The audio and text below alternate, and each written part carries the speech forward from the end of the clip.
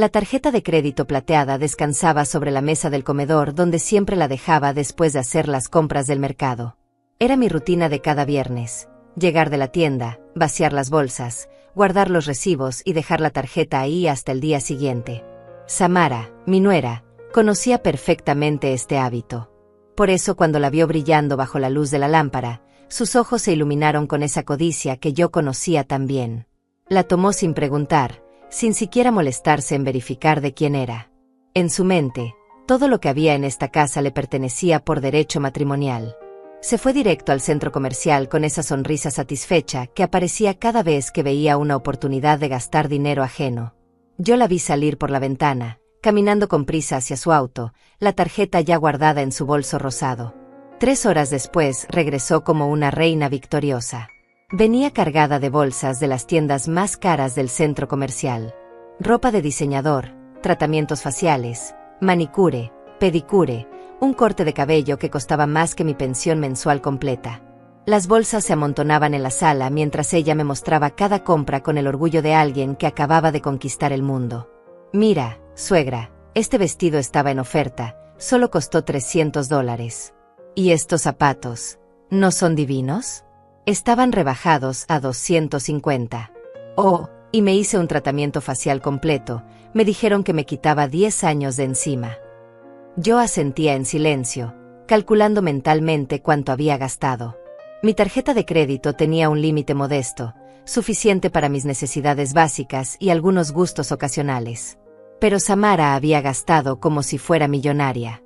Le dije que estaba bien, que no se preocupara por el dinero. Siempre había sido así conmigo, siempre cediendo, siempre tragándome las palabras para mantener la paz en esta casa que había construido ladrillo por ladrillo con el sudor de 40 años de trabajo. Pero entonces escuché la camioneta de César estacionándose en el garaje. Sus pasos pesados subían las escaleras de concreto, ese ritmo que conocía desde que era un niño pequeño que corría a abrazarme cuando llegaba del colegio. Ahora esos mismos pasos me llenaban de ansiedad. Venía revisando su teléfono como siempre hacía al llegar del trabajo, verificando sus cuentas bancarias, sus inversiones, sus gastos del día. De repente se detuvo en seco. Escuché cómo su respiración se aceleraba. Su rostro, que había estado relajado segundos antes, se transformó completamente. Los músculos de su mandíbula se tensaron, sus ojos se entrecerraron, y supe que algo terrible estaba a punto de suceder. ¿Quién carajo usó mis $15,000? Rugió desde el pasillo, su voz atravesando las paredes como un huracán. El grito fue tan fuerte que los vidrios de las ventanas vibraron. Samara, que había estado admirando sus compras, se puso pálida como un fantasma. Las bolsas cayeron de sus manos temblorosas, desparramando ropa cara por todo el suelo de la sala. Yo entendí inmediatamente lo que había pasado. La tarjeta que Samara había tomado de la mesa no era la mía. Era la de César. Ambas tarjetas eran plateadas, del mismo banco, con diseños casi idénticos. En su prisa por gastar, mi nuera no se había molestado en leer el nombre grabado en el plástico. Había vaciado la cuenta de su propio esposo creyendo que estaba gastando mi dinero. César bajó las escaleras corriendo, tomando los escalones de 2 en 2. El teléfono seguía en su mano, la pantalla mostrando el saldo de su cuenta bancaria en números rojos. Sus ojos estaban inyectados de una ira que me recordaba a su padre cuando perdía el control por el alcohol. Samara tartamudeaba excusas incoherentes, sus palabras tropezando unas con otras mientras señalaba hacia mí con el dedo acusador. Fue tu madre, mi amor. Ella me dio permiso para usar la tarjeta. Estaba sobre la mesa como siempre, pensé que era la que me deja usar para los gastos de la casa. Tú sabes que yo nunca tocaría tu dinero sin permiso. Las mentiras salían de su boca con una facilidad que me impresionó. Yo jamás le había dado permiso para usar ninguna tarjeta. Ella simplemente tomaba lo que quería cuando quería, y yo había aprendido a callar para evitar conflictos. Pero ahora la situación había escalado más allá de mis pequeñas concesiones. $15,000 no era dinero de una pensionada. Era el dinero que César necesitaba para expandir su taller mecánico. César me miró con una furia que me heló hasta los huesos. En ese momento supe que no importaba cuál fuera la explicación real. En sus ojos ya había tomado una decisión. Yo era la culpable, como siempre había sido en todos los problemas de su matrimonio. la anciana inconveniente que causaba problemas en su vida perfecta. «Estoy hasta la madre», gritó, acercándose a mí con los puños cerrados. Su cara estaba roja de la ira, las venas de su cuello se marcaban como cuerdas tensas. «Hasta la madre de que siempre haya problemas por tu culpa. Mi esposa gasta mi dinero porque tú eres tan irresponsable que dejas tarjetas tiradas por toda la casa como si fuera basura». Intenté explicarle con voz temblorosa que la tarjeta era mía, que Samara se había confundido, que yo jamás habría permitido que gastara su dinero. Le mostré mi cartera vacía, el espacio donde debería estar mi tarjeta de crédito. Pero mi voz se perdió entre sus rugidos de furia. Samara lloraba en el sofá, representando el papel de víctima inocente que también había perfeccionado durante los 5 años de matrimonio. $15,000, repetía una y otra vez, paseándose por la sala como un león enjaulado. $15,000 que tenía ahorrados para comprar las herramientas nuevas. Todo perdido por tu maldito descuido. Samara se levantó del sofá y corrió hacia él, abrazándolo por la espalda mientras seguía sollozando. «Perdóname, mi amor. Yo pensé que era el dinero de tu mamá. Tú sabes que yo respeto tu dinero. Fue un error inocente». Pero César ya no la estaba escuchando. Su mirada estaba fija en mí, llena de un desprecio que me atravesó como una lanza. En ese momento dejé de ser su madre. Me convertí en una extraña que había invadido su hogar y arruinado su estabilidad financiera. «Ya basta», rugió finalmente, señalando hacia la puerta principal con el brazo extendido. «Recoge tus porquerías y lárgate de mi casa ahora mismo. No quiero verte más. Estoy cansado de mantenerte, de aguantar tus problemas, de que arruines mi matrimonio con tus descuidos». El silencio que siguió fue más ensordecedor que todos sus gritos juntos. Samara dejó de llorar instantáneamente y me miró con esa sonrisa apenas disimulada de triunfo que había estado esperando mostrar durante años. César respiraba agitado, como un toro después de embestir. Sus manos temblaban de la adrenalina y la rabia acumulada. Yo permanecí inmóvil en el centro de la sala, rodeada por las bolsas de compras caras que mi nuera había tirado al suelo. Sentí como cada palabra de mi hijo se clavaba en mi pecho como fragmentos de vidrio. El niño que había cuidado cuando tuvo fiebre, al que había llevado al hospital cuando se fracturó el brazo, por el que había trabajado doble turno para pagarle la universidad, ahora me estaba echando de la casa como a un animal indeseado. «Vete de una vez por todas y no regreses jamás a joder mi vida». 45 años atrás, cuando César tenía apenas 3 años y corría por esta misma sala con sus pequeños pies descalzos, yo trabajaba 3 turnos para mantener a flote esta casa. Su padre había desaparecido una madrugada fría de diciembre, llevándose solo una maleta y dejando una nota sobre la mesa de la cocina. «No puedo más con esta responsabilidad».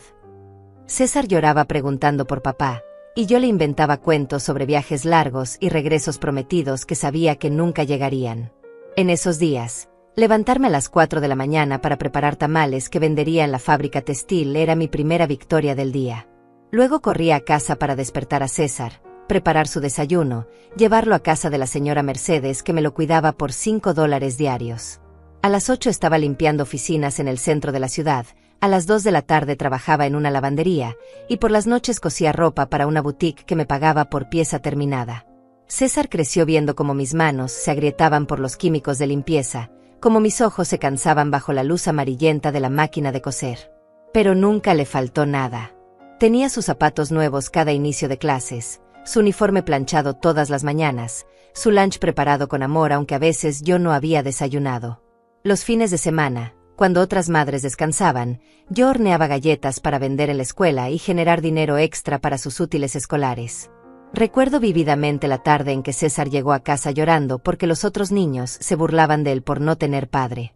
Tenía 8 años, sus mejillas estaban rojas de tanto llorar, y sus pequeñas manos se aferraban a mi delantal como si fuera su salvavidas.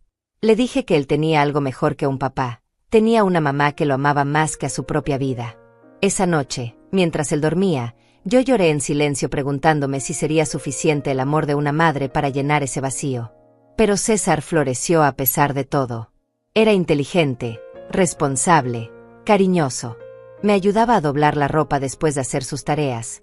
Me acompañaba al mercado cargando las bolsas pesadas aunque apenas llegaba a mi cintura. En las noches, mientras yo cosía, él se sentaba a mi lado y me contaba sobre su día en el colegio, sus amigos, sus sueños de ser mecánico como el señor Roberto que arreglaba carros en el taller del barrio. Cuando cumplió 15 años, empezó a trabajar los fines de semana lavando carros para ayudarme con los gastos.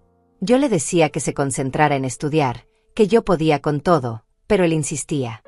Mamá, somos un equipo, me decía con esa sonrisa que derretía mi corazón. Tú has hecho todo sola durante muchos años. Ahora me toca ayudarte a mí. Los años de la preparatoria fueron los más duros económicamente. César soñaba con estudiar ingeniería mecánica en la universidad, pero las colegiaturas eran imposibles para nuestro presupuesto. Decidí vender las pocas joyas que tenía de mi madre, trabajé turnos extra en la lavandería, incluso limpié casas los domingos. César se dio cuenta de mis sacrificios y trató de disuadirme. Mamá, puedo trabajar unos años y luego estudiar. No tienes que matarte trabajando por mi culpa. Pero yo ya había tomado la decisión. Vendí esta casa que tanto amaba y nos mudamos a un departamento pequeño y ruidoso cerca de la universidad. Con el dinero de la venta pagué su primera colegiatura y sus gastos. César lloró esa noche, abrazándome fuerte. Te prometo que algún día te voy a devolver todo esto, mamá. Te voy a comprar una casa más bonita que la que vendiste. Durante los 4 años de universidad, trabajé doble para mantenerlo. Él estudiaba de día y trabajaba medio tiempo en un taller por las tardes. Vivíamos con lo mínimo, pero éramos felices. Los fines de semana cocinábamos juntos, veíamos películas en la televisión vieja que habíamos logrado comprar en pagos, y él me contaba sobre sus clases, sus proyectos, sus planes para el futuro. Se graduó con honores. El día de su graduación, me regaló una rosa roja y me dijo frente a todos sus compañeros: todo lo que soy se lo debo a esta mujer que sacrificó su vida por mí. Ella es mi héroe. Yo lloré de orgullo, sintiendo que todos esos años de sacrificio habían valido la pena. Con su primer trabajo como ingeniero, César cumplió su promesa. Juntó dinero durante 2 años y compró esta casa donde ahora me estaba echando. Era una casa modesta pero hermosa, con un jardín pequeño donde planté rosas y hierbas aromáticas. Es tuya, mamá, me dijo el día que me entregó las llaves, para que tengas donde vivir tranquila el resto de tu vida. Pero entonces llegó Samara. La conoció en una conferencia de trabajo, era secretaria de una empresa constructora.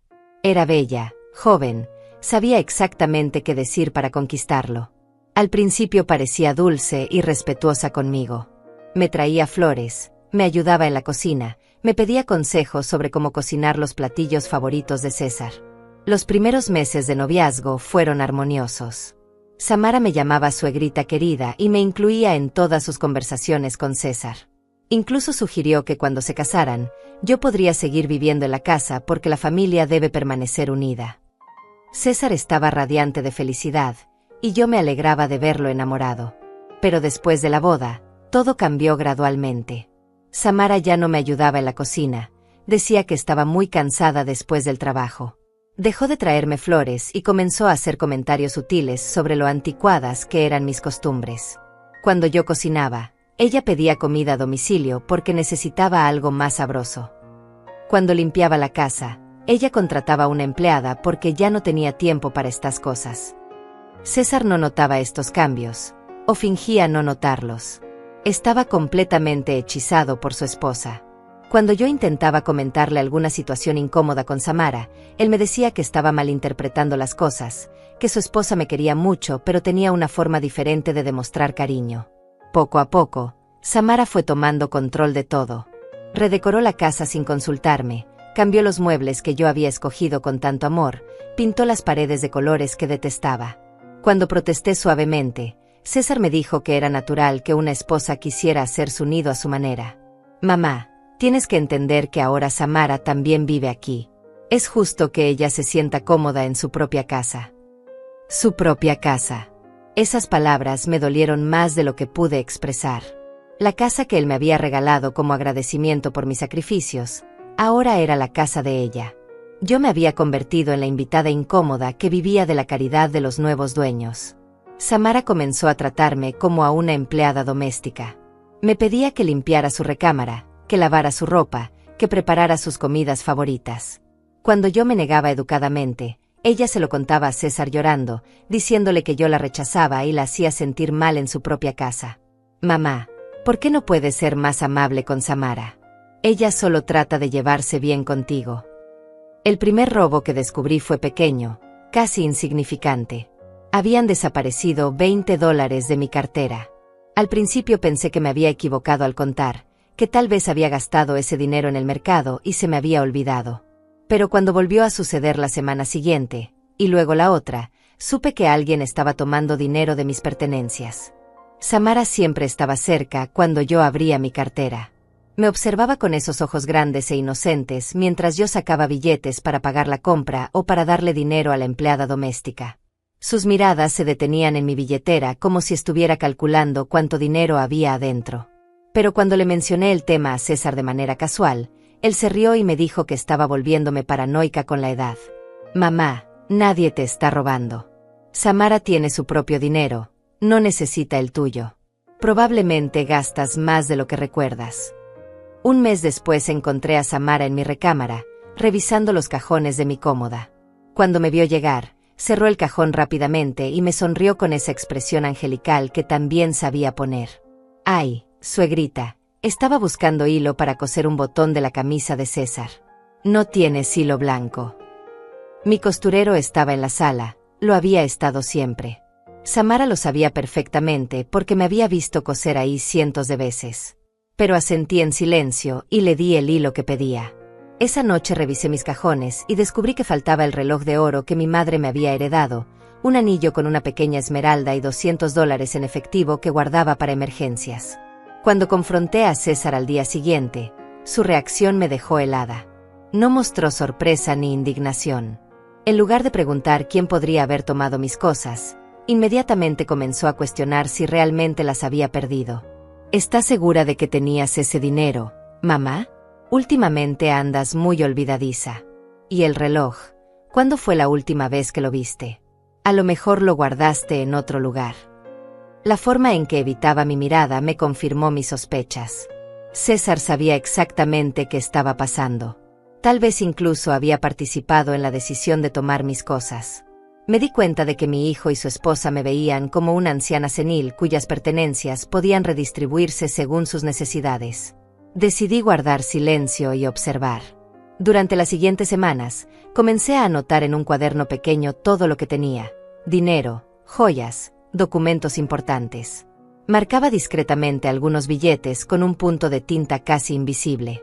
Fotografié mis pertenencias con el teléfono que César me había regalado el año anterior. Los robos continuaron con regularidad. Pequeñas cantidades de dinero, objetos de valor sentimental, incluso ropa que ya no me quedaba pero que conservaba por razones emocionales. Samara había desarrollado un sistema. Tomaba cosas que yo podría haber perdido o regalado sin recordarlo. Nunca se llevaba todo de una vez, siempre dejaba algo para que no fuera tan obvio. Un día llegó a casa con pulseras de oro que reconocí inmediatamente. Eran muy similares a las que mi madre me había dejado, las mismas que habían desaparecido de mi joyero semanas atrás. Cuando le pregunté dónde las había conseguido, me contó una historia elaborada sobre una venta especial en una joyería del centro. Estaban súper baratas, suegrita. Solo costaron $100 las dos. ¿No te parecen hermosas? Mis pulseras habían costado mucho más que eso cuando mi madre las compró en los años 60. Eran piezas únicas, con un diseño específico que había sido popular solo durante un par de años. La posibilidad de encontrar réplicas exactas en una joyería moderna era prácticamente imposible. Esa noche, mientras César y Samara dormían, revisé mi joyero completo. Faltaban 6 piezas más: aretes de perlas, un broche antiguo, una cadena de plata y 2 anillos que habían pertenecido a mi abuela. Al día siguiente fui discretamente a la joyería que Samara había mencionado. El empleado me confirmó que no habían vendido pulseras como las que describí en los últimos 6 meses. Pero el descubrimiento que realmente me partió el corazón llegó cuando encontré los papeles. César había dejado abierto su portafolio en el estudio, y vi documentos con el membrete de un abogado. Mi curiosidad me venció y me acerqué a leer. Eran documentos preliminares para un poder notarial a mi nombre, pero redactados de tal manera que César tendría control completo sobre mis finanzas y propiedades. El documento establecía que debido a mi avanzada edad y deterioro mental progresivo, necesitaba que mi hijo manejara todos mis asuntos económicos. Había reportes médicos falsificados que describían síntomas de demencia senil que yo jamás había experimentado. Incluso tenían testimonios firmados por vecinos que supuestamente habían observado mi comportamiento errático. Las manos me temblaron mientras leía cada página. César había estado planeando esto durante meses, tal vez años. Había documentado cada vez que yo olvidaba algo menor, cada ocasión en que me confundía con una fecha o un nombre. Había construido un expediente completo que me retrataba como una anciana incapaz de manejar sus propios asuntos. El plan era perfecto desde su perspectiva. Una vez que obtuviera el poder notarial, podría vender la casa, transferir mi pensión a una cuenta que él controlara y tomar posesión legal de todas mis pertenencias. Yo me convertiría en una carga completamente dependiente de su buena voluntad. En el expediente también encontré copias de mis estados de cuenta bancarios. César había estado monitoreando mis finanzas durante años. Sabía exactamente cuánto dinero tenía, cuánto gastaba cada mes, cuáles eran mis hábitos de consumo. Había calculado que yo podría vivir cómodamente otros 15 años con los ahorros que tenía, siempre y cuando mantuviera mi estilo de vida actual. Pero lo más doloroso era una carta manuscrita de Samara dirigida a César. La había escrito 3 meses atrás, después de una de nuestras discusiones menores sobre la decoración de la casa. Mi amor, ya no puedo más con tu madre viviendo aquí. Siento que no tenemos privacidad, que no podemos construir nuestra propia familia mientras ella esté interfiriendo en todo. Sé que la quieres, pero tienes que elegir entre tu esposa y tu madre. Si realmente me amas, encontrarás la manera de resolver esta situación permanentemente. La carta continuaba describiendo su plan para convencer a César de que yo estaba perdiendo la razón. Sugería documentar mis episodios de confusión, buscar testimonios de personas que confirmaran mi deterioro mental, y consultar con abogados sobre las opciones legales para manejar ancianos con demencia. Una vez que tengas el control legal, podemos vender la casa y comprar algo más grande en un barrio mejor. Con el dinero de tu madre y nuestros ahorros, podríamos incluso comprar esa casa en la zona residencial que tanto nos gusta. Ella puede vivir en un hogar para ancianos donde reciba la atención profesional que necesita. Al final de la carta, Samara había agregado una postdata que me heló la sangre. No te sientas culpable, mi amor. Estás haciendo lo correcto. Tu madre vivió su vida, ahora nos toca vivir la nuestra. Fotografié todos los documentos con manos temblorosas. Mi teléfono apenas podía mantenerse quieto mientras capturaba cada página, cada firma, cada detalle de la conspiración que mi hijo y su esposa habían construido contra mí. Después acomodé todo exactamente como lo había encontrado y salí del estudio en silencio. Esa noche no pude dormir. Me quedé despierta en mi cama, staring at the ceiling, procesando la magnitud de la traición. El hijo por el que había sacrificado todo, el hombre al que había criado con amor incondicional, estaba planeando robarme la poca dignidad y autonomía que me quedaban en mis años dorados. Pero más que tristeza, comencé a sentir algo que no había experimentado en mucho tiempo. Una determinación férrea. César y Samara habían calculado mal. Habían asumido que yo era una anciana indefensa que se dejaría manipular sin resistencia. No sabían que la mujer que había criado a un hijo sola, que había trabajado 3 empleos para mantener una casa, que había vendido todo lo que tenía para pagar una educación universitaria, aún tenía fuego en las venas. Si querían jugar sucio, yo les iba a enseñar cómo se jugaba realmente. Después de descubrir los documentos, mi vida en esa casa se convirtió en una actuación constante. Cada mañana me levantaba temprano, preparaba el desayuno como siempre había hecho, y fingía ser la anciana confundida que ellos necesitaban que fuera para justificar sus planes. Pero por las noches, cuando César y Samara dormían, yo trabajaba en silencio documentando cada una de sus mentiras. El primer paso fue organizar todas las evidencias que había recopilado. Guardé las fotografías de los documentos legales en una carpeta digital, protegida con contraseña. Hice una lista detallada de todos los objetos que habían desaparecido de mi habitación, incluyendo fechas aproximadas y valores estimados. Cada vez que Samara tomaba algo, yo lo anotaba en mi cuaderno secreto junto con las circunstancias del robo. Durante el día, comencé a observar sus rutinas con la precisión de un detective.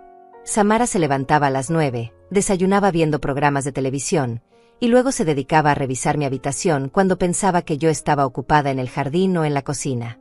Tenía un método específico, siempre empezaba por mi joyero, luego revisaba los cajones de la cómoda, y finalmente checaba los libros donde yo solía guardar dinero en efectivo. César llegaba del trabajo a las 6 de la tarde, cenaba distraído mientras revisaba su teléfono, y después se encerraba en su estudio para hacer llamadas privadas.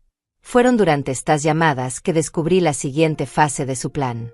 Una noche, me acerqué sigilosamente a la puerta del estudio y escuché una conversación que me confirmó mis peores sospechas. Sí, licenciado, mi madre está empeorando cada día más. Esta semana se olvidó de apagar la estufa 2 veces, y ayer la encontré hablando sola en el jardín. Mi esposa está muy preocupada por su seguridad. Las mentiras salían de su boca con una facilidad que me aterrorizó.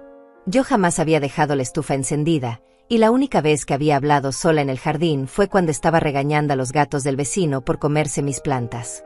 Pero César estaba construyendo un expediente médico falso que respaldara su petición de poder notarial. ¿Cuánto tiempo más necesita para tener todos los documentos listos? Mi esposa dice que ya no puede lidiar con el estrés de cuidar a una persona con demencia. Necesitamos actuar rápido antes de que mi madre haga algo peligroso. Esa conversación me reveló que tenían prisa. Algo los estaba presionando para acelerar sus planes, y sospechaba que tenía que ver con dinero. Los siguientes días presté más atención a sus conversaciones casuales, y pronto descubrí el motivo de su urgencia. César tenía deudas. Deudas grandes que había ocultado incluso de Samara. Su taller mecánico no estaba generando las ganancias que había proyectado, y había pedido préstamos usando la casa como garantía. Los pagos mensuales estaban consumiendo más del 70% de sus ingresos, y estaba atrasado en varias cuotas. Escuché una discusión entre ellos una noche después de cenar. Samara había descubierto algunas de las deudas revisando los estados de cuenta bancarios, y estaba furiosa porque César no le había contado la verdad sobre su situación financiera. ¿Cómo es posible que debamos $120,000 y yo no sabía nada? ¿En qué mierda gastaste todo ese dinero, César? Fueron inversiones para el taller, amor. Tenía que comprar equipo nuevo, contratar más empleados, expandir el negocio. Todo va a funcionar, solo necesito más tiempo. ¿Más tiempo? Los del banco llamaron hoy preguntando por el pago atrasado. Dijeron que si no pagamos en 30 días, van a ejecutar la hipoteca. Ahí estaba la respuesta.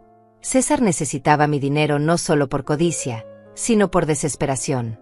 Sus inversiones fallidas lo habían puesto al borde de la bancarrota, y la única manera de salvar su pellejo era apoderarse de mis ahorros y vender la casa que me había regalado años atrás. Pero yo también tenía mis propios planes.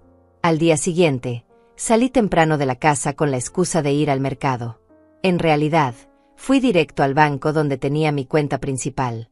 Pedí hablar con el gerente, un hombre mayor que conocía mi historial financiero desde hacía más de 20 años. Señora Meneses, ¿en qué puedo ayudarla hoy?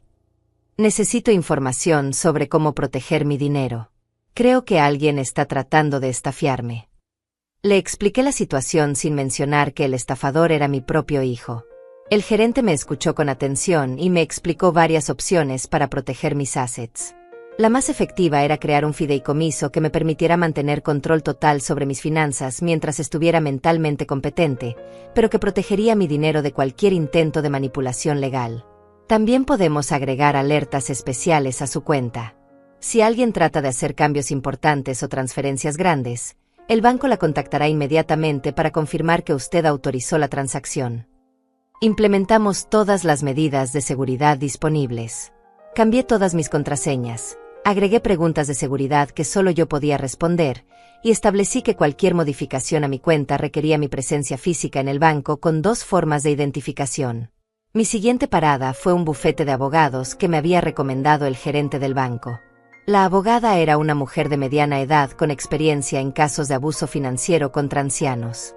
Cuando le conté mi situación, su expresión se endureció.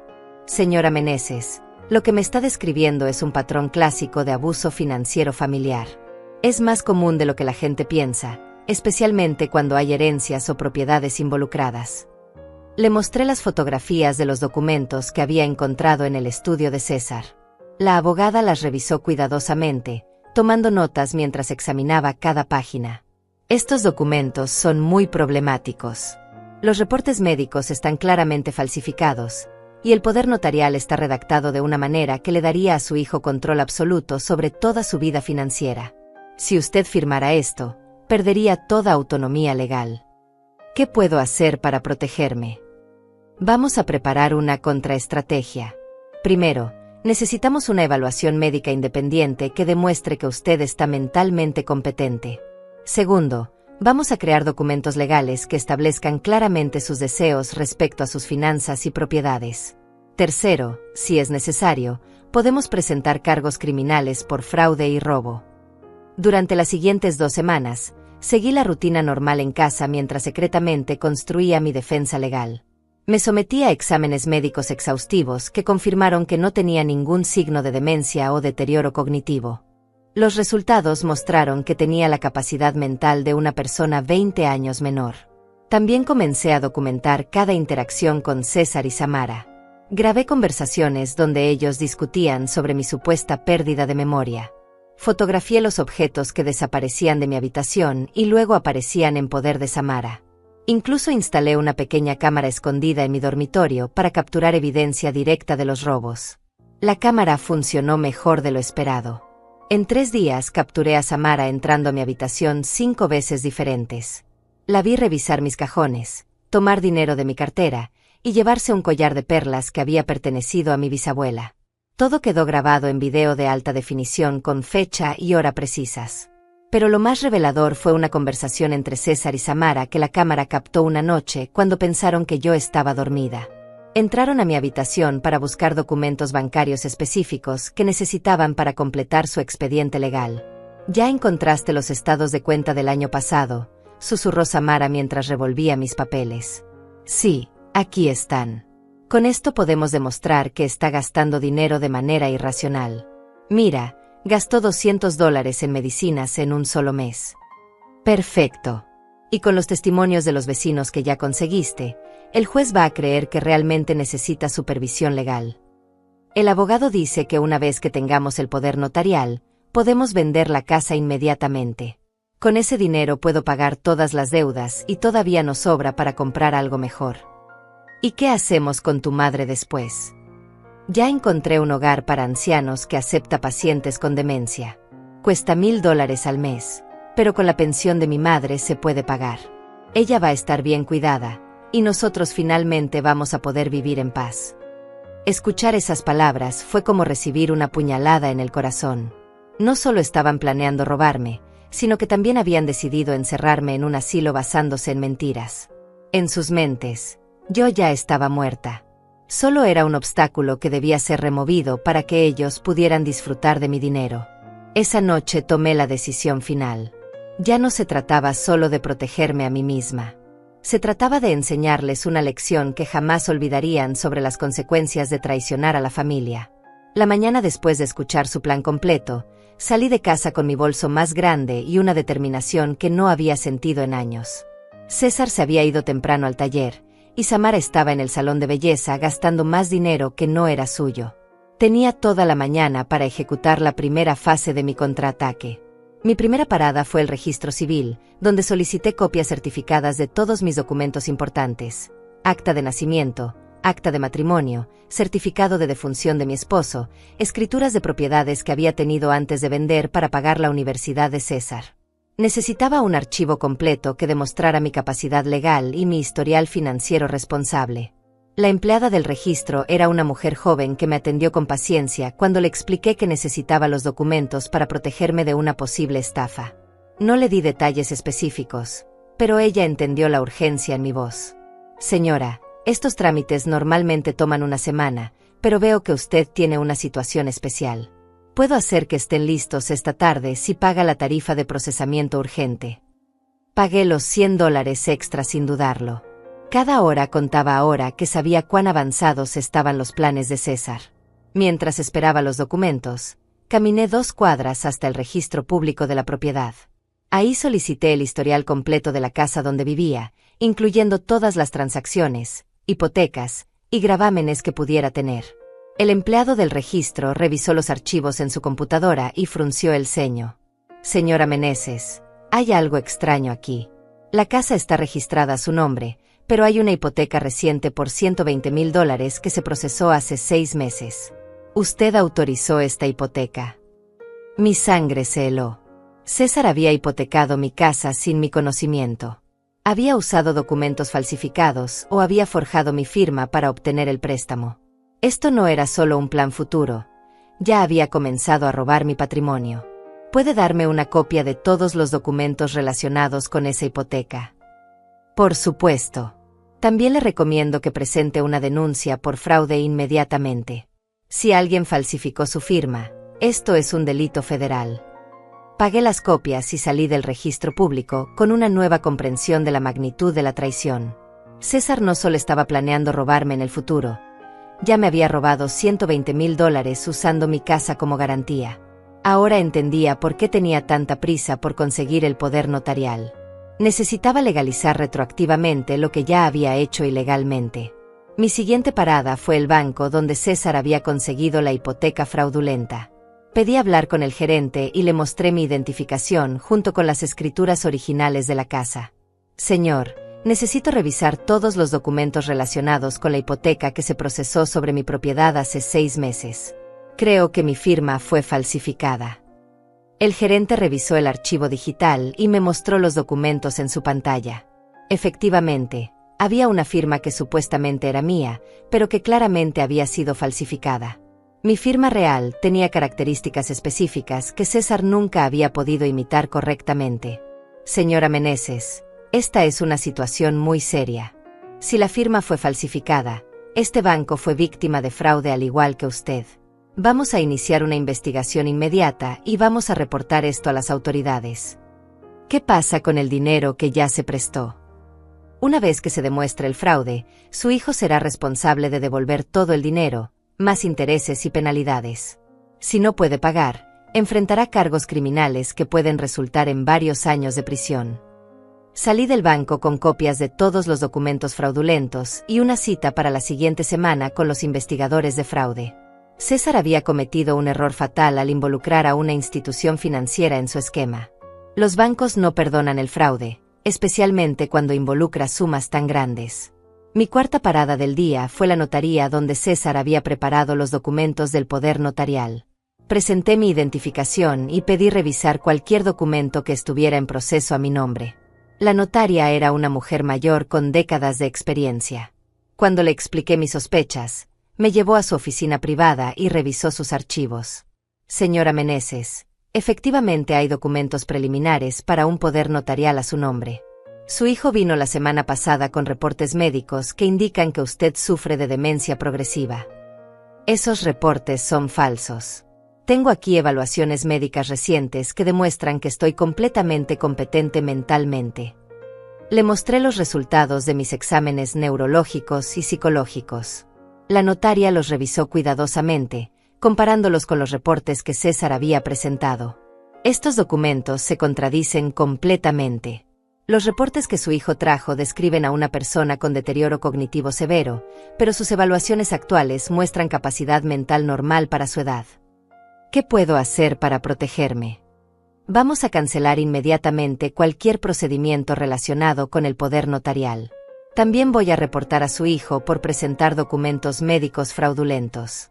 Esto es un delito serio que puede resultar en la pérdida de su licencia profesional y cargos criminales.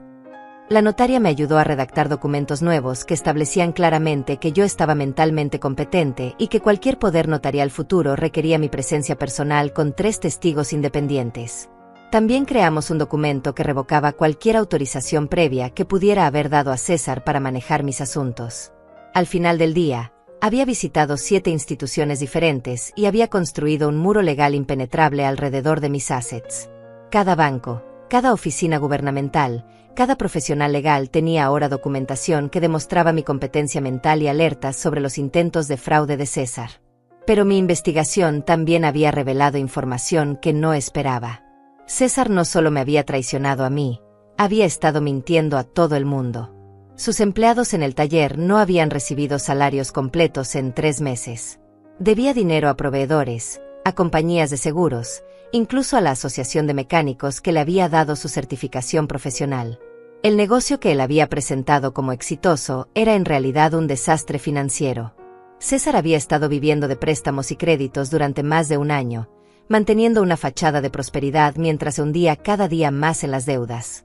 Esa tarde, mientras regresaba a casa cargada de documentos legales y evidencias, me detuve en el parque donde César había jugado cuando era niño. Me senté en la misma banca donde solía llevarlo a almorzar los domingos después de la iglesia. Recordé cómo me abrazaba en esa banca, cómo me prometía que siempre me cuidaría cuando fuera grande. Pero ya no quedaba nada de ese niño inocente. El hombre en el que se había convertido era un extraño que estaba dispuesto a destruir a su propia madre para salvar su reputación y su matrimonio. César había elegido proteger sus mentiras en lugar de proteger a la mujer que había sacrificado todo por él. Cuando llegué a casa esa tarde, César y Samara estaban en la sala discutiendo sobre dinero. Se callaron abruptamente cuando me vieron entrar, poniendo esas sonrisas falsas que habían perfeccionado durante meses. «¿Cómo estuvo tu día, mamá?», preguntó César con esa voz dulce que usaba cuando quería algo. «Muy productivo, hijo. Muy productivo». Esa noche, mientras ellos dormían, organicé todos los documentos que había recopilado durante el día. Tenía evidencia de fraude bancario, falsificación de documentos médicos, robo de identidad y múltiples violaciones de las leyes de protección al consumidor. César había construido su casa de mentiras sobre una fundación legal muy frágil, y yo tenía todas las herramientas necesarias para derribarla. Pero antes de activar las consecuencias legales, quería darle una última oportunidad.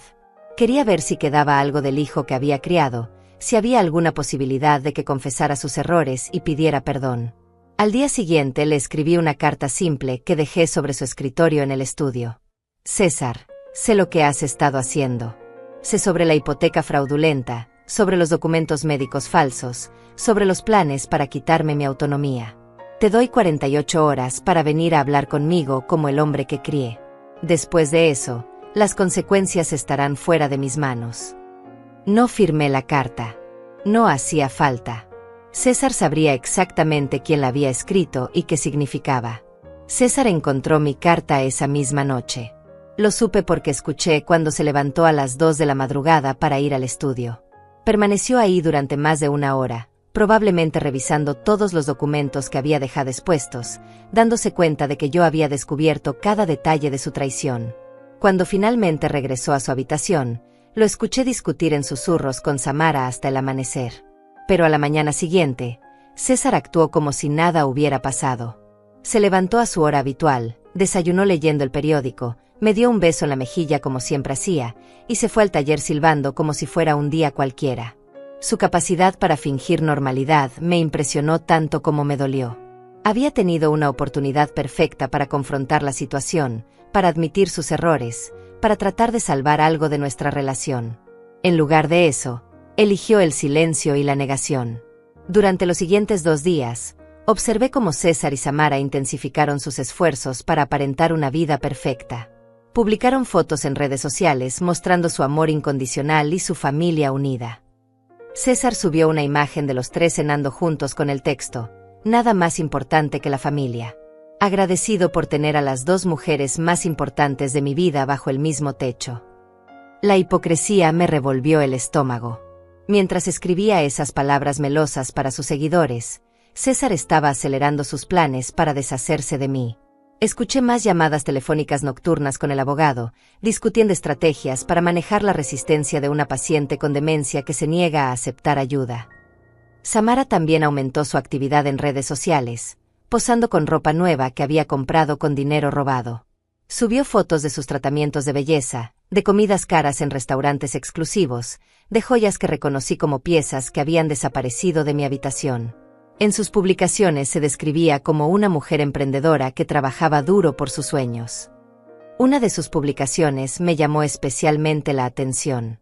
Era una foto de ella en un spa costoso, con el siguiente texto: «A veces tienes que alejarte de la energía negativa para encontrar tu paz interior. He decidido rodearme solo de personas que me apoyan y me aman incondicionalmente. La vida es demasiado corta para desperdiciarla en relaciones tóxicas». Los comentarios de sus amigas la llenaron de apoyo. «Así se hace, reina. Tú mereces toda la felicidad del mundo. Corta esas relaciones que no te suman». Eres una inspiración. Qué valiente eres por priorizar tu bienestar mental.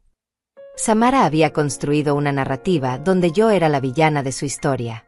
Para sus seguidores, ella era una joven esposa que luchaba valientemente contra una suegra difícil y manipuladora. Había convertido su robo y su traición en una historia de superación personal. César también alimentaba esta narrativa en sus propias redes.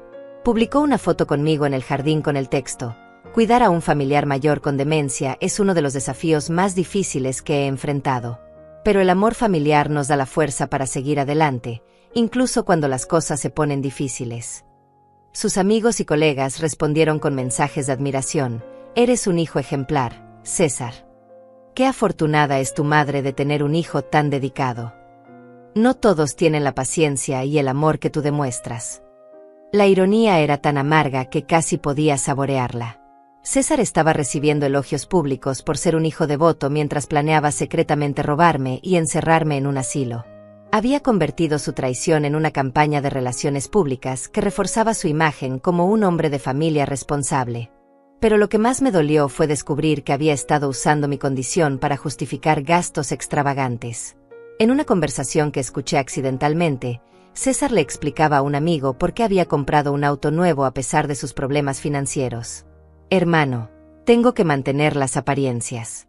Si la gente se entera de que estoy quebrado, van a empezar a hacer preguntas sobre cómo estoy cuidando a mi madre. Necesito que todos crean que el negocio va bien y que puedo darle la atención médica que necesita. Su amigo le preguntó sobre mis síntomas, y César inventó una historia elaborada sobre mi deterioro mental. La semana pasada se perdió yendo al mercado, un lugar donde ha ido durante 20 años. Tuve que llamar a la policía para encontrarla. Y ayer intentó cocinar a las 3 de la madrugada porque pensó que era hora del desayuno. Cada mentira que salía de su boca me confirmaba que ya no quedaba nada del hijo que había criado. César había decidido sacrificar completamente mi reputación y mi dignidad para proteger la suya. En su mente, yo era un daño colateral aceptable en su estrategia de supervivencia social y financiera. Mientras ellos construían sus castillos de mentiras en redes sociales, yo trabajaba silenciosamente en las consecuencias reales de sus actos. Había contratado a un investigador privado para documentar todos sus gastos extravagantes y rastrear el origen del dinero que estaban usando. También había comenzado a reunir testimonios de vecinos y conocidos que podían confirmar mi competencia mental. La señora García, mi vecina de toda la vida, me visitó una tarde después de ver las publicaciones de César en redes sociales. Fátima, ¿estás bien?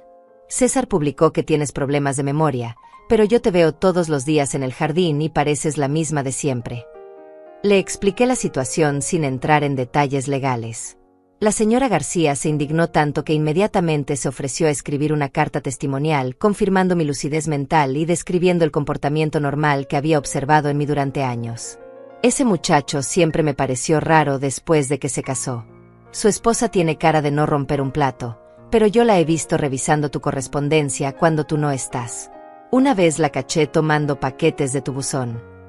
Otros vecinos comenzaron a acercarse conforme se corrió la voz. Don Roberto, el dueño de la tienda donde hacía mis compras, me contó que César había ido a preguntarle sobre mis episodios de confusión durante las compras. Le dije que estaba loco. Tú siempre sabes exactamente lo que quieres comprar, pagas con el dinero exacto, y nunca olvidas nada. Ese hijo tuyo está inventando cosas. La farmacéutica también tenía información valiosa. César había ido a preguntar sobre medicamentos para demencia que supuestamente yo estaba tomando, pero yo nunca había comprado medicinas para problemas de memoria. Señora Meneses, su hijo vino preguntando sobre los efectos secundarios de medicamentos que usted supuestamente toma. Cuando revisé su expediente, no encontré ninguna prescripción para esos medicamentos. Le dije que debía estar confundido. Cada testimonio que recopilaba fortalecía mi caso y exponía las mentiras de César. Mientras él se creía muy inteligente manipulando la opinión pública a través de redes sociales, no se había dado cuenta de que las personas que realmente me conocían podían desmentir fácilmente sus historias. Durante la quinta noche después de dejar mi carta, escuché a César y Samara celebrando en su habitación. Habían recibido noticias del abogado. El poder notarial estaría listo para firmar la siguiente semana. Por fin vamos a poder resolver este problema, dijo Samara con una alegría que me heló la sangre. Ya hablé con el administrador del hogar para ancianos. Tienen un espacio disponible el próximo mes. Y yo ya encontré un comprador interesado en la casa, añadió César. Dice que puede pagar efectivo si cerramos rápido. Con ese dinero podemos liquidar todas las deudas y todavía nos sobra para el enganche de la casa nueva. Se habían estado preparando para celebrar mi desaparición como si fuera una victoria merecida. En sus mentes, habían resuelto brillantemente un problema complejo, deshacerse de la anciana inconveniente mientras se quedaban con su dinero. Esa fue la gota que derramó el vaso. César había tenido 48 horas para venir a hablar conmigo, para mostrar algo de remordimiento, para tratar de salvar algo de nuestra relación. En lugar de eso, había elegido acelerar sus planes y celebrar anticipadamente mi destrucción. Era hora de enseñarles lo que sucedía cuando subestimaban a Fátima Meneses. El lunes por la mañana, mientras César y Samara desayunaban tranquilamente planeando mi futuro en el asilo, yo estaba en el bufete de abogados activando la primera fase de mi contraataque. La licenciada Martínez había preparado todos los documentos necesarios durante el fin de semana, y a las 9 en punto estábamos presentando una demanda formal por fraude, robo de identidad y abuso financiero contra ancianos. Señora Meneses, una vez que presentemos estos documentos, todo se va a mover muy rápido. Las autoridades van a investigar la hipoteca fraudulenta, van a congelar las cuentas bancarias involucradas, y van a emitir órdenes de arresto si es necesario. Firmé cada documento con mano firme. Después de semanas de planificación silenciosa, finalmente había llegado el momento de la verdad. César había elegido el camino de la traición, y ahora tendría que enfrentar las consecuencias legales de sus decisiones. A las 10 de la mañana, los investigadores del banco llegaron a casa para ejecutar las órdenes judiciales. César estaba en el taller, pero Samara se encontraba en la sala viendo televisión cuando tocaron la puerta.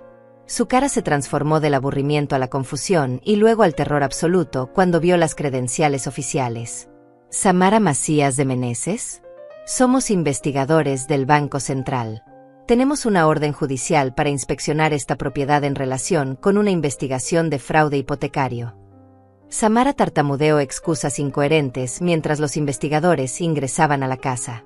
Intentó llamar a César, pero su teléfono estaba apagado porque había salido a una cita con un cliente importante. Por primera vez en años, Samara estaba sola enfrentando las consecuencias de sus actos. Los investigadores revisaron cada habitación, fotografiaron documentos, y confiscaron las computadoras donde César había preparado los documentos fraudulentos. También se llevaron las joyas que Samara había estado usando, las mismas piezas que habían desaparecido de mi habitación durante los últimos meses.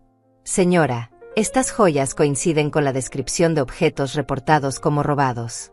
Va a tener que acompañarnos para responder algunas preguntas. Samara comenzó a llorar histéricamente, suplicando que la dejaran llamar a César, prometiendo que todo había sido un malentendido. Pero los investigadores habían visto casos similares cientos de veces. Sabían exactamente cómo manejar a familiares que se aprovechaban de ancianos vulnerables. Mientras se llevaban a Samara para interrogarla, yo me quedé en la casa disfrutando un silencio que no había experimentado en meses. Por primera vez en mucho tiempo, podía caminar por mi propia casa sin sentir que alguien estaba planeando robarme o humillarme. César llegó a casa a las 2 de la tarde. Su camioneta se detuvo bruscamente en el garaje cuando vio los autos oficiales estacionados en la entrada. Corrió hacia la casa gritando mi nombre, pero se detuvo en seco cuando me vio sentada tranquilamente en la sala, tomándote como si fuera un día cualquiera. Mamá, ¿qué está pasando? ¿Dónde está Samara? ¿Por qué hay policías aquí? Su rostro había perdido todo el color. Las manos le temblaban mientras me miraba, finalmente entendiendo que su mundo cuidadosamente construido estaba colapsando. Ya no era el hijo confiado que controlaba cada aspecto de mi vida. Era un hombre desesperado que se daba cuenta de que había subestimado gravemente a su víctima. Siéntate, César. Tenemos que hablar. Se sentó en el borde del sofá, sus ojos moviéndose nerviosamente por la sala como si buscara una explicación lógica para lo que estaba viendo. Yo coloqué sobre la mesa de centro todas las evidencias que había recopilado, fotografías de los documentos fraudulentos, estados de cuenta bancarios, videos de Samara robando en mi habitación, testimonios de vecinos que desmentían sus mentiras sobre mi supuesta demencia. César, hace 3 semanas te di la oportunidad de hablar conmigo como el hombre que crié. Te ofrecí la posibilidad de confesar tus errores y tratar de arreglar las cosas como familia. Elegiste ignorar mi carta y acelerar tus planes para robarme. César intentó negar todo, pero su voz se quebró cuando vio los videos de Samara tomando mis pertenencias. No podía argumentar contra evidencia tan clara e irrefutable. Mamá, nosotros. Esto no es lo que parece. Sí, tomé dinero prestado usando la casa, pero era para salvar el negocio. Iba a devolverte todo cuando las cosas mejoraran. ¿Y los documentos médicos falsos? ¿Y los planes para declararme incompetente? ¿Y el asilo donde ya habías reservado un lugar para mí? Cada pregunta lo golpeaba como una bofetada. César se dio cuenta de que yo sabía absolutamente todo, que había estado recopilando evidencias mientras él creía que me estaba engañando. La expresión de su rostro cambió de negación a pánico cuando entendió las implicaciones legales de lo que había hecho. En ese momento llegó el detective a cargo de la investigación. Era un hombre mayor con experiencia en casos de abuso financiero familiar. Había visto suficientes situaciones similares para reconocer inmediatamente los patrones de comportamiento. ¿César Meneses? Necesito que me acompañe para responder algunas preguntas sobre irregularidades financieras relacionadas con esta propiedad. César me miró con ojos suplicantes, esperando que yo intercediera por él como había hecho tantas veces cuando era niño y se metía en problemas. Pero esta vez permanecí en silencio, tomando mi té mientras veía cómo se llevaban a mi hijo esposado. Esa tarde, los medios locales comenzaron a reportar la historia. Hijo estafa a madre anciana en elaborado esquema de fraude inmobiliario fue el titular que apareció en el periódico local. Las redes sociales que César y Samara habían usado para construir su imagen perfecta ahora se convirtieron en el escenario de su humillación pública. Los comentarios bajo sus publicaciones anteriores cambiaron dramáticamente. Donde antes había alabanzas por ser un hijo ejemplar, ahora había indignación y disgusto. No puedo creer que pensé que eras un buen hijo. ¡Qué asco de persona! Tu madre se merece mucho mejor que tú. Sus amigos comenzaron a distanciarse inmediatamente. Las mismas personas que habían elogiado su dedicación filial ahora borraban sus comentarios y dejaban de seguir sus cuentas. César había construido su reputación sobre mentiras, y cuando la verdad salió a la luz, todo se desmoronó instantáneamente. El negocio de César también colapsó en cuestión de días. Sus clientes cancelaron trabajos pendientes cuando se enteraron de las acusaciones criminales. Sus empleados renunciaron porque llevaban meses sin recibir salarios completos. Los proveedores exigieron pagos inmediatos o amenazaron con demandas adicionales. Pero lo que más me satisfizo fue ver cómo Samara enfrentaba las consecuencias de sus actos. Durante el interrogatorio, había tratado de culpar a César por todo, alegando que ella era solo una víctima inocente que había sido manipulada por su esposo. Sin embargo, los videos que yo había recopilado demostraban claramente que ella había participado activamente en los robos. La fiscal del distrito era una mujer joven pero experimentada que se especializaba en crímenes contra ancianos. Cuando revisó mi caso, se indignó tanto que decidió usar todos los recursos disponibles para asegurar condenas máximas. Señora Meneses, lo que su hijo y su nuera hicieron es particularmente despreciable porque violaron la confianza familiar más básica. Vamos a asegurar que enfrenten las consecuencias completas de sus actos. Los cargos contra César incluían fraude bancario, falsificación de documentos, robo de identidad, abuso financiero contra ancianos y conspiración. Cada cargo llevaba una sentencia mínima de 2 años de prisión, y como había múltiples cargos, podría enfrentar hasta 15 años tras las rejas. Samara enfrentaba cargos similares, además de robo en primer grado por las joyas que había tomado de mi habitación.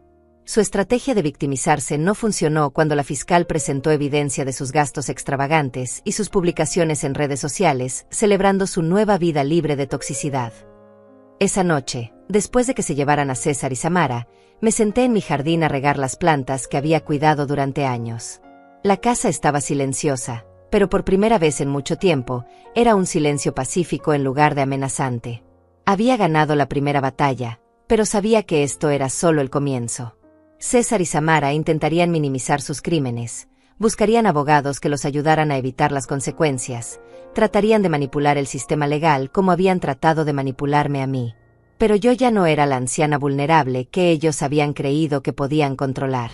Era una mujer que había recuperado su poder, y estaba preparada para asegurar que la justicia se cumpliera completamente. Los siguientes días fueron un vendaval de llamadas telefónicas desesperadas.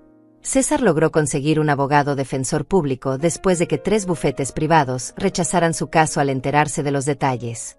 Su nuevo abogado era un hombre joven e inexperto que claramente estaba abrumado por la cantidad de evidencia en mi contra. La primera llamada llegó a las 6 de la mañana, 3 días después de los arrestos. César sollozaba del otro lado de la línea como un niño pequeño que había sido castigado por romper algo valioso. «Mamá, por favor, tienes que retirar los cargos». Fue todo idea de Samara. Ella me convenció de que estabas perdiendo la razón. Yo nunca quise lastimarte, solo estaba tratando de protegerte. Su voz temblaba entre lágrimas y súplicas, pero ya no me conmovía como antes.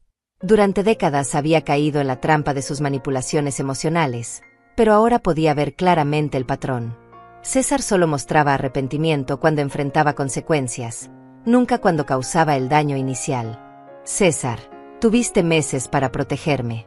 En lugar de eso, elegiste planear mi destrucción. Las decisiones tienen consecuencias, y estas son las tuyas. Pero soy tu hijo. Soy lo único que tienes en este mundo. ¿Vas a destruir a tu propia familia por dinero? La ironía de sus palabras me habría hecho reír si no fuera tan dolorosa. Él había estado dispuesto a destruir a su propia familia por dinero, pero ahora me acusaba a mí de hacer exactamente lo que él había hecho primero. César, tú destruiste nuestra familia el día que decidiste robarme en lugar de pedirme ayuda. Colgué el teléfono y lo desconecté de la pared. Sabía que seguiría llamando, y yo necesitaba paz para procesar todo lo que estaba sucediendo. Samara también intentó contactarme, pero a través de su madre, que vino a tocar mi puerta esa misma tarde. La señora Macías era una mujer mayor que siempre había sido cortés conmigo, pero nunca cercana. Ahora se veía desesperada y avergonzada. Señora Fátima, vengo a suplicarle que tenga misericordia de mi hija. Sé que hizo cosas terribles, pero ella está embarazada de 2 meses.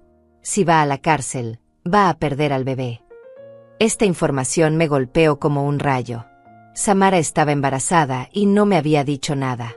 Durante todos estos meses que había estado planeando encerrarme en un asilo, había estado esperando un bebé que sería mi nieto.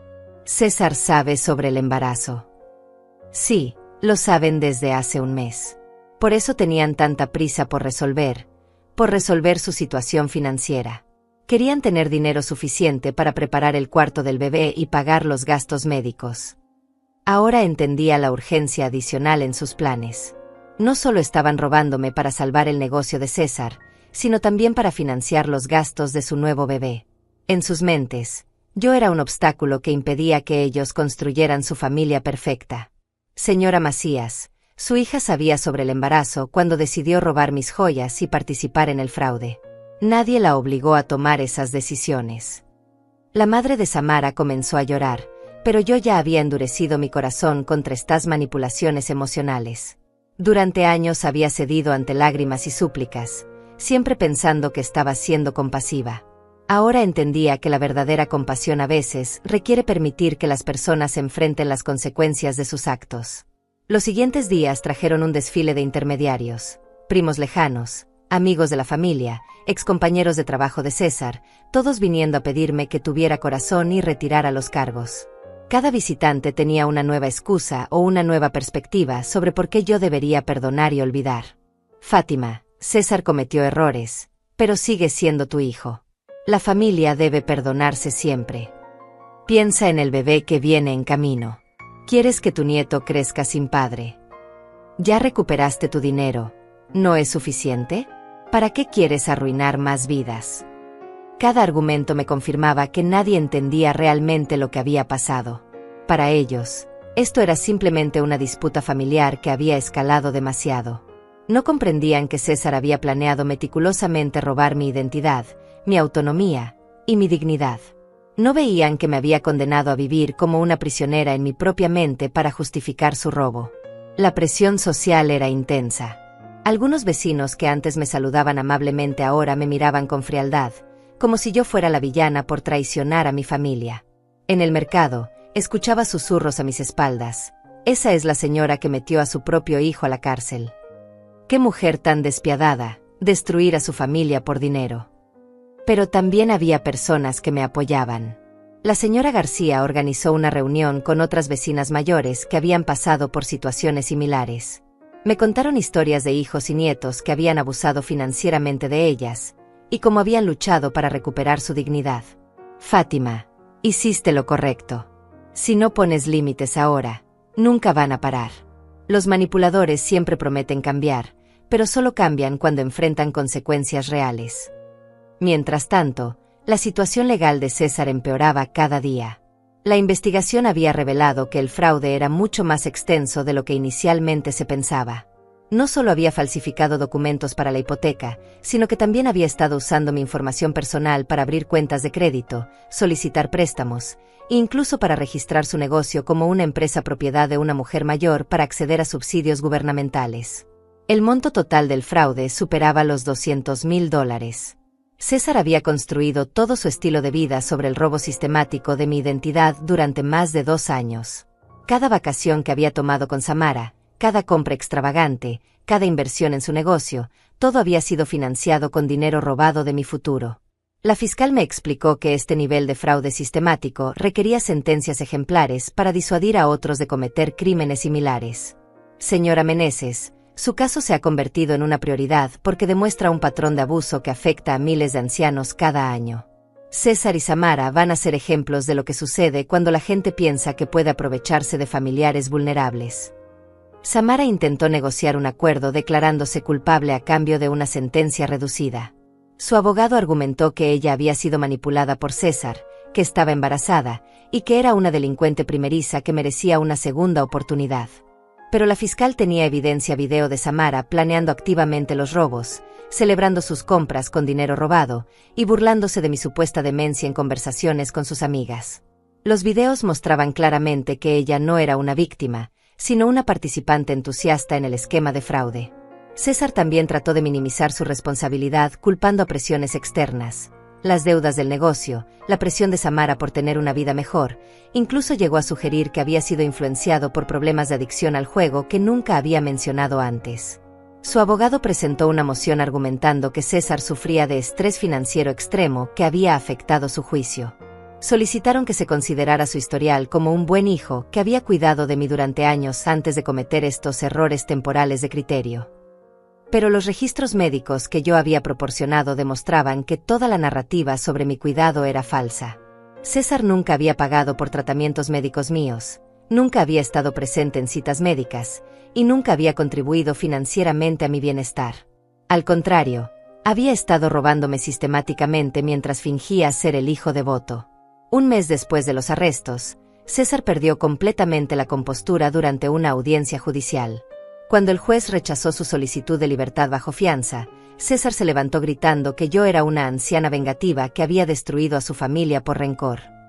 Ella nunca me perdonó que me casara. Siempre odió a mi esposa. Está usando esto para destruir mi matrimonio y quedarse con mi hijo. Sus gritos histéricos en la corte destruyeron cualquier simpatía que pudiera haber generado.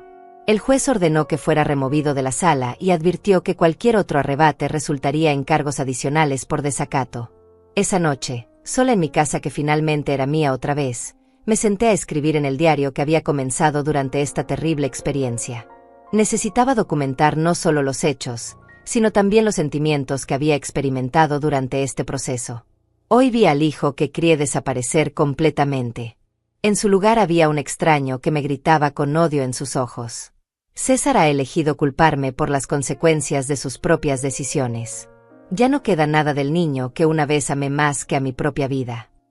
Escribir estas palabras fue como cerrar un capítulo de mi vida que nunca pensé que terminaría de esta manera. Pero también sentí una extraña sensación de liberación. Por primera vez en años, nadie estaba robándome, mintiendo sobre mí, o planeando controlar mi vida. Era libre, pero el precio de esa libertad había sido perder para siempre al único hijo que había tenido. 6 meses después del juicio, me mudé a una casa pequeña a 2 horas de la ciudad donde había vivido toda mi vida. Era una casa modesta con un jardín amplio y ventanas grandes que dejaban entrar la luz de la mañana sin restricciones. La compré con el dinero que recuperé después de que las Cortes ordenaran la devolución completa de todo lo que César había robado, más intereses y daños punitivos. César fue sentenciado a 12 años de prisión, sin posibilidad de libertad condicional durante los primeros 5 años. Samara recibió 8 años, pero fue transferida a una institución especial para madres reclusas después de dar a luz a una niña en febrero. Una niña que técnicamente era mi nieta, pero a quien nunca conocería porque sus padres habían elegido el camino de la traición en lugar del amor familiar. El día que me mudé, no llevé nada de la casa donde había vivido con ellos. Los muebles, las fotografías, incluso la ropa, todo llevaba recuerdos de años de mentiras y manipulación. Decidí empezar completamente nueva, como si fuera una mujer de 72 años que acabara de nacer al mundo. Mi primera compra fue un juego de té de porcelana blanca con flores pequeñas pintadas a mano. Mi segunda compra fue una mecedora de madera donde podía sentarme en las tardes a observar cómo crecían las plantas que había sembrado en mi nuevo jardín. Mi tercera compra fue un teléfono nuevo con un número que muy pocas personas conocían. Durante los primeros meses en mi nueva casa, César escribía cartas desde la prisión. Llegaban cada semana, siempre con el mismo membrete oficial, siempre con la misma caligrafía desesperada que recordaba desde que era niño y me escribía desde el campamento de verano. Al principio, las cartas estaban llenas de autocompasión. Mamá, no puedes imaginar lo difícil que es estar aquí.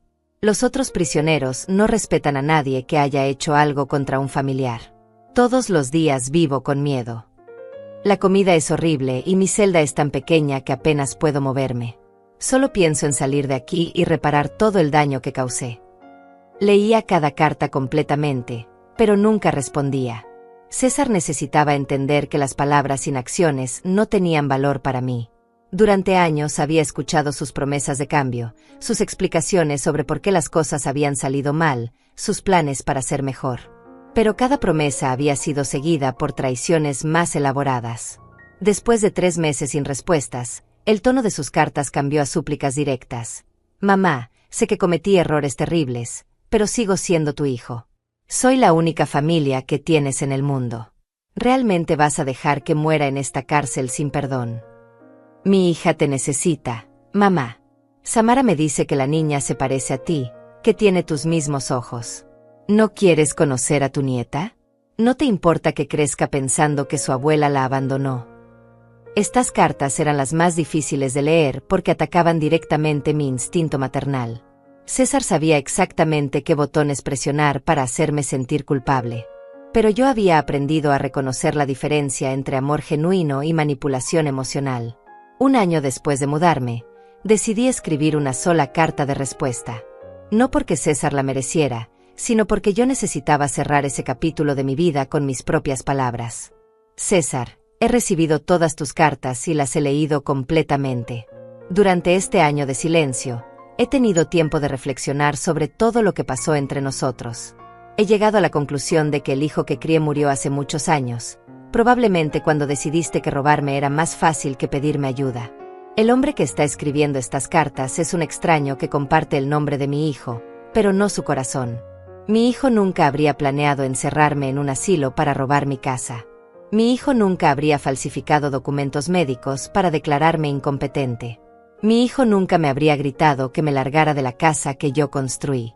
No estás en prisión porque yo sea vengativa. Estás ahí porque cometiste crímenes serios contra la persona que más te amó en el mundo. Las consecuencias no son castigo, son educación. Tal vez en estos años aprendas la diferencia entre manipular y amar, entre tomar y pedir, entre mentir y ser honesto.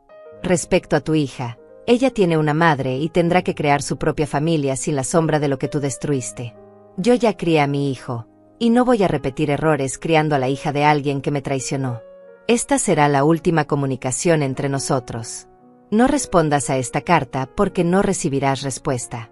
He decidido que mi paz vale más que tu perdón, y mi futuro es más importante que tu pasado. Que encuentres en la prisión la reflexión que nunca encontraste en libertad. Después de enviar esa carta, quemé todas las que había recibido de él en una pequeña fogata en mi jardín trasero. Ver cómo el papel se convertía en cenizas fue como ver desaparecer los últimos rastros de dolor que llevaba en mi corazón. Los meses siguientes fueron de reconstrucción silenciosa. Aprendí a coser nuevamente, algo que no había hecho en años. Comencé a leer libros que había querido leer durante décadas, pero nunca había tenido tiempo. Planté un huerto donde cultivaba mis propias verduras y hierbas aromáticas. Las únicas visitas que recibía eran de la señora García, que manejaba 2 horas cada mes para tomar té conmigo y contarme los chismes del viejo barrio. Era ella quien me mantuvo informada sobre lo que había pasado con la casa donde viví con César y Samara. La vendieron para pagar las multas y las restituciones que les ordenó el juez. La nueva familia que la compró la pintó completamente y cambió los pisos. Dijeron que querían eliminar toda la energía negativa del lugar. También me contó que varios de mis exvecinos habían expresado arrepentimiento por haberme juzgado tan duramente cuando decidí presentar los cargos contra César. Don Roberto dice que ahora entiende por qué hiciste lo que hiciste. Su propio hijo le pidió dinero prestado el mes pasado y cuando Roberto se negó, el muchacho se puso agresivo. Dice que se acordó de tu situación y se dio cuenta de que pusiste límites antes de que fuera demasiado tarde. Estas historias me confirmaban que había tomado la decisión correcta, pero ya no necesitaba validación externa. Durante estos meses de soledad había desarrollado una confianza interna que nunca había tenido antes. Por primera vez en mi vida, no estaba definiendo mi valor a través de mi capacidad de sacrificarme por otros. En mi segundo año en la casa nueva, comencé a hacer trabajo voluntario en un centro de recursos para ancianos. Ayudaba a otras mujeres mayores que estaban pasando por situaciones de abuso familiar o financiero. Mi experiencia con César me había dado conocimientos prácticos sobre cómo protegerse legalmente y cómo reconocer las señales de advertencia. Señora Meneses, me dijo una vez una mujer cuyo yerno le estaba robando la pensión, ¿cómo supo cuando era tiempo de actuar? Cuando me di cuenta de que estaba permitiendo que otros escribieran el final de mi historia. Nadie más que yo debería decidir cómo vivo mis últimos años en este mundo. Esa mujer siguió mi consejo, documentó los robos de su yerno, y logró recuperar más de $30,000 que él había tomado de su cuenta. Ver su transformación de víctima a mujer empoderada me recordó por qué había elegido el camino difícil en lugar del silencio cómplice. En las tardes, cuando el sol se ponía sobre mi jardín, me sentaba en mi mecedora con una taza de té y reflexionaba sobre todo lo que había ganado al perder a César.